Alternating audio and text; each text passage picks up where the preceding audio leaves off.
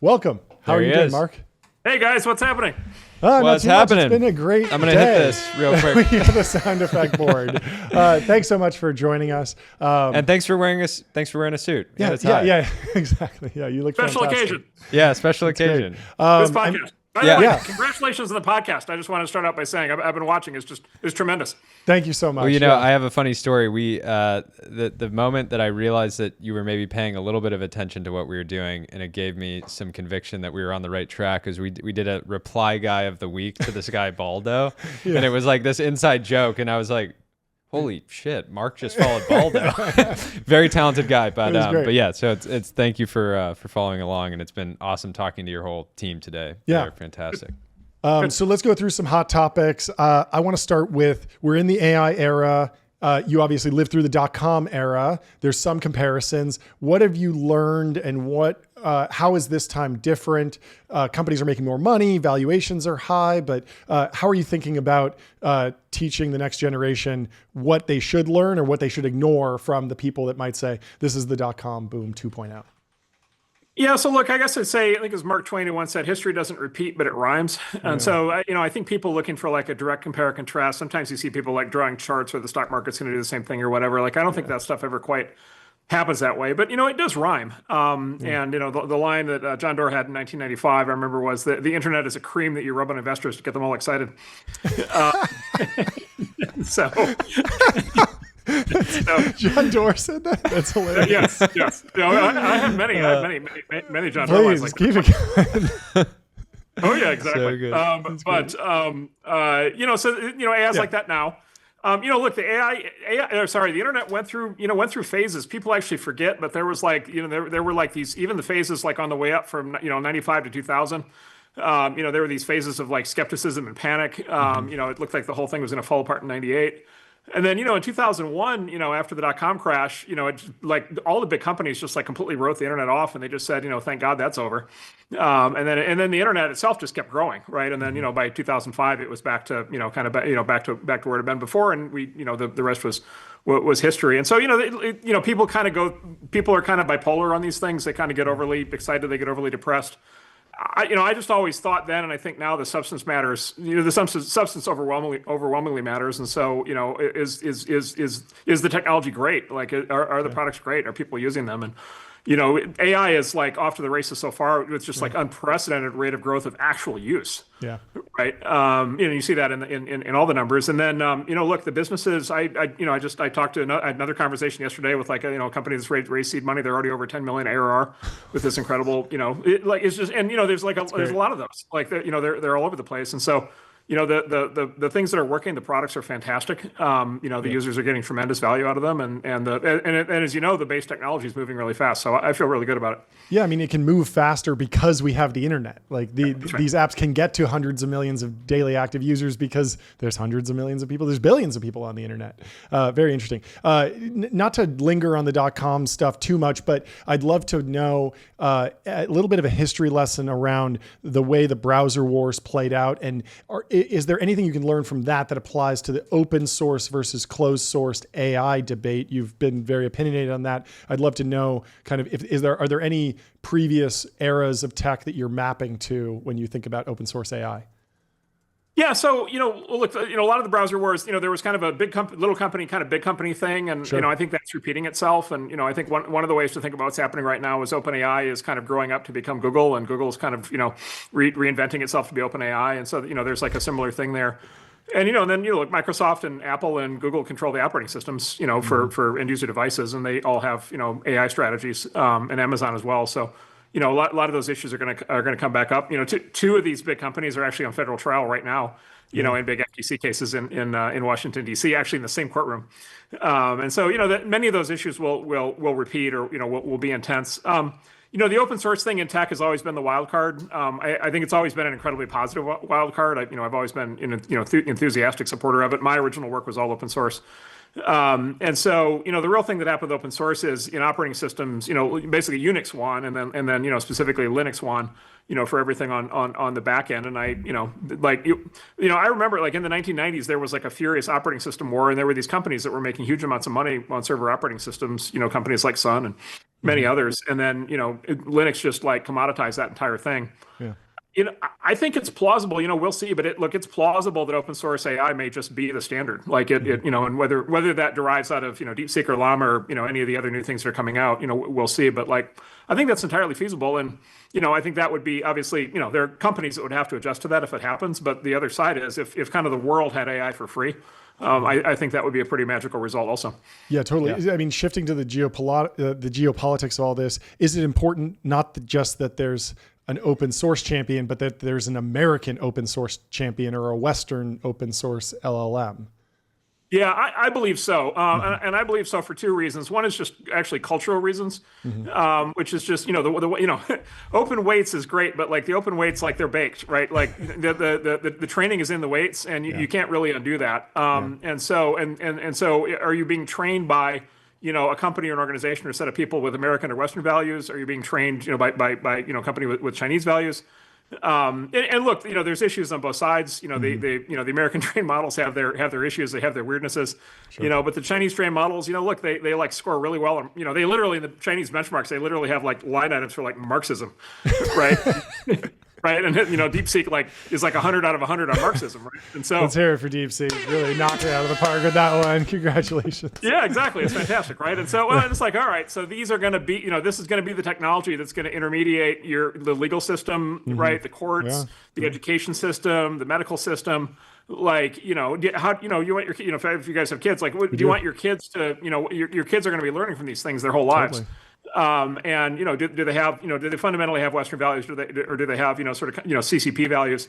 I think is really critical. And then the other thing, I would say, just close your eyes and just imagine two states of the world. One is which the entire world runs an American open source LLM, and the other is where the entire world, including the U.S., runs on all Chinese software. And I don't know. For me, that's a very straightforward. It's a very important topic and a very straightforward answer. Yeah, I mean, in the American dynamism context, is it kind of mission accomplished there, or are there new territories that you're looking to expand into with the broader American dynamism thesis? We talked to DU about energy and whatnot, but what is exciting about you outside of artificial intelligence on the national interest investing side? Yeah, so look, we made tremendous progress. I'm super proud of that team, and then this in this new political environment, the new administration has embraced it, but also a lot of Democrats are actually quite excited about it also. And our event that we hold has lots of people from both parties. So I think there's there's this unified view now, I think, in the American, at least in the political world, of like, all right, it's time for the U.S. to step up on a lot of these things. It's time for the U.S. to build more. It's time for the U.S. to reinvent energy. It's time for nuclear. It's time for infrastructure, housing, like all these things. And so, I think there's a lot of momentum. I think we're at the very beginning of it. Like one of the ways to think about what we're doing in American dynamism is we're going after all the sectors of GDP that are like really big and not yet basically affected by tech. And so education, healthcare, housing, defense, law, just to pick five, those are giant, important slices of the economy that largely have not been transformed by technology in the last 50 years. The U.S. Defense Department spends, it's coming up on $1 trillion. Very little of that money is going to technologies and companies that have been invented, frankly, in the last 20 years. Most military hardware in the Department of Defense is, the F-16 is from the 1970s, right? Like the U.S. Plane that does high altitude photography, the high altitude spy plane, it's still the U-2. Yeah. It's just like literally a 70-year-old plane. So like there's just like enormous changes, that really have to happen. And I think everybody kind of in the system knows that, but it's hard to get there. And I think, a big part of that is, these new companies, that we try to support, they need to show up and make their case. But, the entrepreneurs are fantastic. And then, we see more receptivity coming from the system than we ever have. Yeah.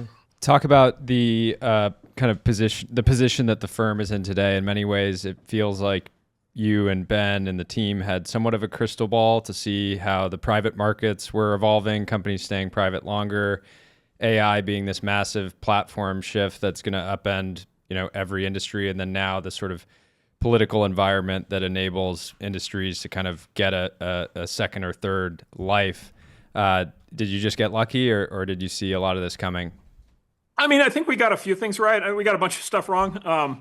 We buried those ideas out back behind the shed. We didn't talk about those. So, we made a bunch of mistakes along the way or changed a bunch of things. But, we got a few big things right. I think the things I think we got right, one is, look, the venture ecosystem, as you guys know, has just evolved enormously in a very positive way. And the kind of old model of having a sort of a bunch of kind of mid-sized firms that kind of sit on Sand Hill Road and wait for the founders to, to come in, like that, those days are kind of over. You have the rise of the high scale, firms like us, but you also have the rise of all these seed and angel investors, that are really, first money in and then really working closely with founders from the very beginning. And I think that ecosystem is healthier than ever and doing really well. And so that's been a big change. On the IPOs, like I don't know, I would say we have changed on that, which is I used to complain a lot. Like I used to give these interviews years ago and like early 2010s and just complain about like that it was basically becoming impossible for companies to go public and the things that had caused that to happen and what needed to change. And then, of course, nothing happened. Like, there were no reforms. There were no improvements. If anything, everything got worse. And so, we and others adapted to that by basically putting ourselves in a position to fund companies, later in their life cycle at higher, larger amounts of money, later growth stages. And, it's now much more common for companies to do these tenders and these kind of private sales, even for their employees. So that's been a big change. But look, I don't know, maybe the best directional bet we made was just technology was going to keep becoming more important. Yeah. It's just like in every area of our life, the bet that, in sector X, tech is going to be more important. There are going to be big tech companies built. They're going to really matter. Yeah. That I think I think that's a very good bet. I think, frankly, it's hard for me to ever see that ending. Yeah. What sense. Are you, you guys are with your LPs today, tomorrow. What are you hoping they take away from the event? Oh, so this is not a John Doerr quote, but I'll give you another quote. When we were raising money originally, we were going around. We raised our first fund in 2009, and the world had completely collapsed after the financial crisis, and we went around and we sort of briefed all the venture VCs we respected to just give them a heads up what we're doing. And one of the GPs took us aside at the end and said, you guys have been dealing with like these, very smart public market investors. He said, the part of the job you're going to hate the most is working with these LPs. They're just terrible. And he said the key is you need to treat them like mushrooms. You put them in a cardboard box. You put the lid on the cardboard box, and you put the box under the bed, and you don't open it for 2 years. Yeah, that makes a ton of sense. They're like, what's the markup today? Yeah. To be clear, that was somebody else. That was not John. Yeah. And so, look, the view Ben and I always had was the exact opposite of that, which is our investors are our partners, and look, that's how we want to be treated by the companies we invest in. That's how we always, viewed it when we were running public companies. Our investors are our partners. They're in it with us together. They're making a big bet on us and trusting us. And then, look, correspondingly, the promise that we made to them is like, look, we're going to try to deliver, excellent returns, but in this business, it's just going to take a long time. And, you guys know this, for any company that really succeeds, it takes, 10, 20, 30 years, to really have it succeed. And along the way, like a lot of things happen, everything from negative headlines to, lawsuits, disasters, chaos, all kinds of crazy, twists and turns, changes happen along the way. And so I just think it's really important for us as a firm. We really always need to make sure that we're treating our LPs as full partners. And so what we're trying to do is just really open the kimono all the way, show them everything, kind of expose them to everything that we're doing, make sure they really understand it, go as deep as they want to go on the technology and on the companies. And this is year 15 of this for us. And so far I think they would say that that's gone well. That's great. Last question from me. Just general advice for the next generation of entrepreneurs. Are you hoping more college, more coding, less coding? There's a ton of technological change right now. How can the next generation of entrepreneurs set themselves up for success? Yeah, so there's an old Steve Martin line. You wrote this great book on how to be a successful stand-up comedian. It was just short little book, really well written, and every aspiring comedian in the world open it up and it says Steve Martin's advice for being a great stand-up comedian, and it was be so good they can't ignore you, right? It's That's okay, good. Thank you, Mr. Martin. Yep. I'll get right on that. But that remains the best advice, I think, which is just quality. Like we said, quality bears out. Quality shows. And so, really excellent thinking, coupled with a high degree of, energy and courage, team building, a great team, and then a great product, and a real, insight into a market with customers, figuring out how to design, not just design a product, but also design a business. That's basically my view of that as an entrepreneur always was that's my job as an entrepreneur. And if I put a lot of time and effort into that, I'm very serious about it, I can hopefully do a good job. And I think time spent improving the quality of the thing, the product and the business, is almost always better than time spent trying to, I don't know, networking or, polishing a presentation or, trying to get positive press coverage or kind of all the external stuff. And so it's really the quality of the thing. And then, again, my hope would be that like we as a firm and others like us, like that we really, that we really recognize that and see it, kind of see it when it shows up. And I think that's the thing. And then I think the other thing would be, look, like AI is superpowers, right? And like if you as a founder have access to, just to, just say ChatGPT deep research, it's just like, it's just like, oh my God, like I have a, I have a PhD level. It used to be so hard to get information, right? And then it's been so hard, even still to figure out what to do with it. And so to now have this tool, these tools for thinking through everything and, increasingly being able to do things like write code, we ought to see a generation of founders here that are just like incredibly capable, relative to what we used to be like. And we're starting to see those. We're starting to see, say a handful of those. That said, I'm still waiting for like the real conceptual breakthroughs. Like I'm still waiting for the company where it's like, it's got 1,000 employees, 999 are bots. Like, I haven't seen that yet. Yeah. And so, somebody's going to really figure out how to use this technology to really not just bring a product to market, but like fundamentally change how companies operate. And I think that's probably the next big unlock. How do you think about an individual's edge around their own proprietary knowledge? There'd been talk of with Warren Buffett, retiring. He read something like 100,000 plus earnings transcripts. He had this incredible recall. You're often credited with having this incredible recall, and it certainly can give you an edge in thinking through, net new opportunities and decisions. Do you think that edge remains in a world where all human knowledge is accessible in a single query, or what's your kind of mental model there? Yeah, so I think it's going to be, look, I think there's basically like two ways to really have a differentiated edge, like in general, right? There's sort of, there's kind of go deep or go broad. Go deep has kind of become a more and more specialized expert over time. And look, there are domains in which that like really matters, biotech and things like, or, by the way, designing AI, working on AI foundation models like that stuff really matters. The deeper you are, the better.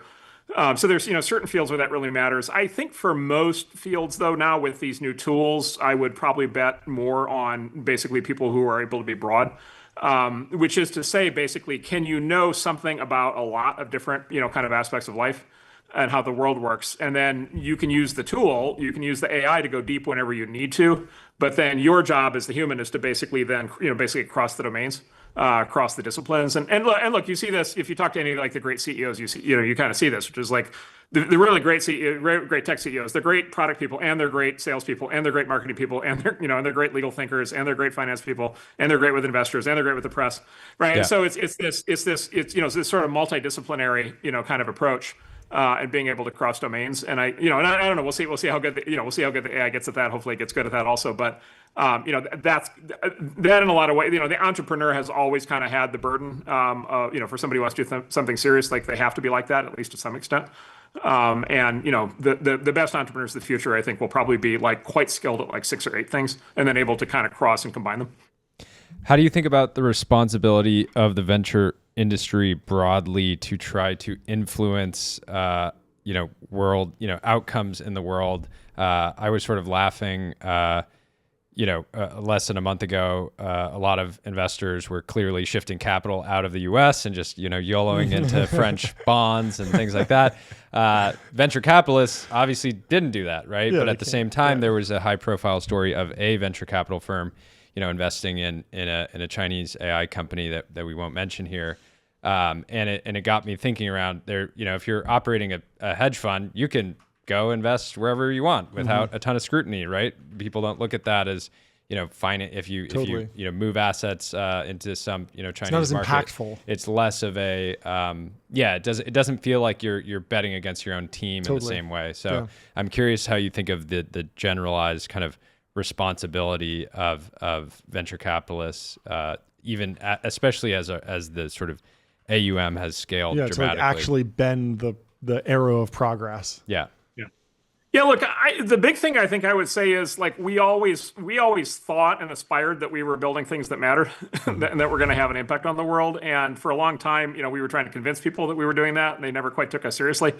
because it's like, it's like, all right, databases, routers, like, okay, nice, nice guys. I don't even know what those things are. Even personal computers, like a thing on my desk, I write letters on it, whatever. Like, just like tech was never like relevant to politics, really. And call this, I'm talking about like between the modern era, 1950s, call it through like the 2000s. And so, and look, generally speaking, like our press coverage was, generally people were like, wow, startups are exciting. And, when companies succeed, it's great. And then, in the last 10 or 15 years, questions like yours, have started to come up. And then, correspondingly, just as like just enormous amounts of kind of criticism, attacks, kind of indictments of people with all kinds of points of view on the industry. And I would say, in the beginning, that kind of irritated me because I had gotten used to the environment where either nobody cared about us or people just said nice things about us. What I came to realize is we're the dog that caught the bus. Like, we actually now are building things that matter, right? Yeah. And so, tech now interfaces directly. When Elon goes into the car market, like he just, it's the repercussions of that, to your point, like on many countries are just gigantic. And there's, 1,000 examples like that we could give. And, AI probably being the biggest of all. And so, look, it worked. Like the stuff that we do now, the companies that we fund, they really matter. They really have, really big implications for society and for policy and politics and geopolitics. And so mainly, I think the responsibility is on us as a firm, as well as, our companies. Like, we need to go explain ourselves. We need to go be present in the policy debates. As like we have a huge push now into policy and politics that I never imagined we would have. Yeah. By the way, that's something I got wrong. I never thought we would have that. And then it became very clear that we need that, kind of for this reason. So look, I just think that's part and parcel of like, of it working. Like, we're going to have to do that. And then the geopolitics, the China thing, I think is probably the most intense version of that. I don't know, maybe that's one we got right. We just never really did anything in China for a bunch of reasons. Look, and by the way, we'll see, this is a fluid situation, and you guys, it's been publicly reported that there are, talks underway with China. So the relationship with China could be better or worse, in 6 months. I think that's what everyone wants. Yeah. I mean, everyone wants like cooperation in general. Yeah, like, look, it's possible. Look, I'll give you my favorite. Here's my favorite story. So, in I think it was like 2011, at the time, the Obama administration was trying to reestablish a relationship with Russia. Yeah. And there was a famous moment where the Secretary of State, who was this woman named Hillary Clinton, I don't know whatever happened to her. I hear rumors that she then went on to, I don't know, did something in politics, but.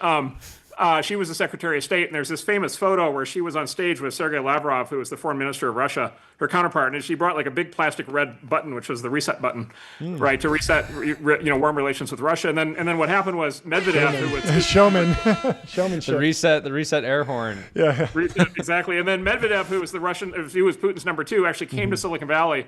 And the Secretary of State's office called all around to Silicon Valley saying, please, you guys, roll out the red carpet to Russia. They're our new friends. Like, do everything with them. Do whatever they want. Please go invest in Russian companies. Russia's building this new Silicon Valley. See what you can do to support them. And so it was like, like it was just like a love fest. And then, fast forward 4 years later and, Putin became, Putler, as they say. And, it just, and then, Russiagate and like everything that followed. And so, look, I would just say part of being citizens, I think, is, we're just going to have to navigate through shifting geopolitics. Our view, and quite honestly, like our view is just we're going to put ourselves squarely on the side of the United States. We like to say our foreign policy as a firm is the United States foreign policy. If they don't want us to do things in China, they don't. By the way, if they come to us and they say we should do more, like we'll look at it at that point. But we're trying to be good citizens among everything else. Yeah, it makes sense. Talk about the evolution of the A16Z brand. You guys came out with a new logo and a website. And as always, you're good at getting the attention of the internet. So I was a fan of this. Yeah, we talked about it on the show. We liked it. Yeah, I think it's something that's different and will age very well, but I wasn't exactly sure, like, what are you trying to say with it? What are the references? And even what was the process? Like, did you pick the color? I don't know. Or even that conversation. I want to know more about the brand. Yeah. So first of all, I know we got some Twitter controversy on it, and I just want to thank Kanye West for drowning that out entirely. Yeah. Like I don't really think we're steamrolled you guys at the moment. So so that worked out well. So anyway. Look, we have this incredible designer, Greg Truesdell. He's got a team. They did a fantastic job. I worked closely with them on it. I have no design skills, but I provided a lot of input. I think the big thing about it is what it's intended to sort of reflect is like an embrace of what I think is a broad set of cultural changes that are happening right now. That frankly you guys are a part of as well, which is this what I would describe as an, I don't know, 15-year era of, I don't know, like cultural almost shrinkage, everything get, you see in the design world, it's like everything getting like ultra clean, minimalistic, and then culturally everybody getting like very cautious and careful about what they say. And, with all this kind of censorship and speech control. And then, this whole thing of everybody needs to feel bad about everything all the time. And everybody needs to feel bad about the country and bad about their, ancestors and bad about this and bad, everybody's just miserable all the time. I just think like that whole thing got kind of as, I don't know, you might call it like neo-Puritanism or something. Totally. Like that thing kind of crested in, I don't know, 2021 or 2022. And basically in the last 3 years, I think there's this like renewed sense of energy, enthusiasm, ambition, achievement, dynamism. But like, and again, it's like literally, yeah, we should have nuclear energy. Yeah, we should have rockets going to Mars. Yeah, we should have these things. And that it's good to succeed. It's good to build businesses. It's good to make new things in the world. And yeah, we should have the 1,000 yard tall shining colossus on Alcatraz Island. Yeah. I was gonna ask. My only request is like make it real. Like make it the Statue of Liberty of the West Coast. Yeah, I'm imagining a massive instantiation of that coin in the office and maybe physical versions. Not the coin, like the figure, the actual figure. True, yeah. Yes. Yeah, we need a monument. She has a name. She has a name. She has a name. Well, no, what's the name? She has a name. Technomedes. Technomedes. I love it. That's fantastic. Amazing. Yes. That's great. Yes, exactly. All right, well, Technomedes, buy a plot of land somewhere visible from the Golden Gate and just, build it. A mile high, please. Mile high. Make it happen. 100%. Make it happen. Yes. Thank you so much for joining. This is fantastic. Thank you for coming on. Thank you guys. Really enjoyed it. Have fun with the team and the LPs. Cheers. We'll talk to you soon. Great. Bye.